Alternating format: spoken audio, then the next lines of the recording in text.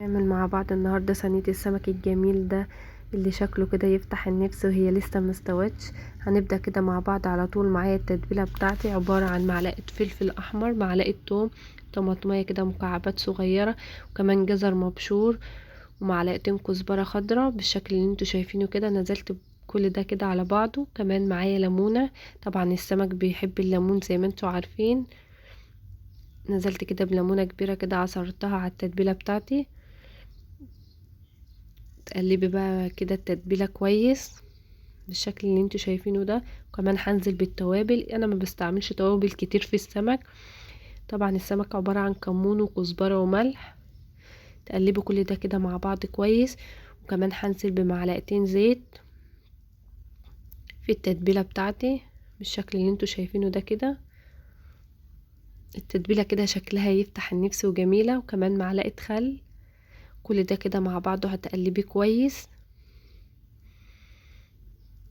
بعد ما قلبت التتبيله بالشكل اللي انتوا شايفينه ده، هبدا بقى ان انا اتبل السمكه بتاعتي. انا بوريكم من السمكه عشان كبيره لازم انت كده تفتحها من الظهر.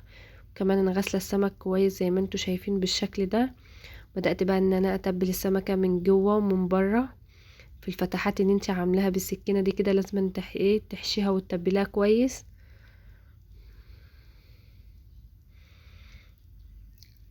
طبعا انا هتبل بقى كل الكميه اللي معايا بالشكل اللي انتوا شايفينه ده كده.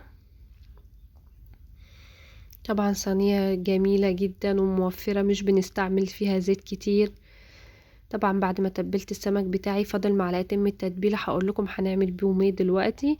معايا بقى صينيه كده فيها بصل جوليان او طرنشات زي ما تحبي، وكمان طماطمايه كبيره وفلفل اخضر وبطاطس بالشكل اللي انتوا شايفينه ده كده. وهنزل بمعلقه التتبيله اللي هي فاضله معايا من السمك بالشكل ده.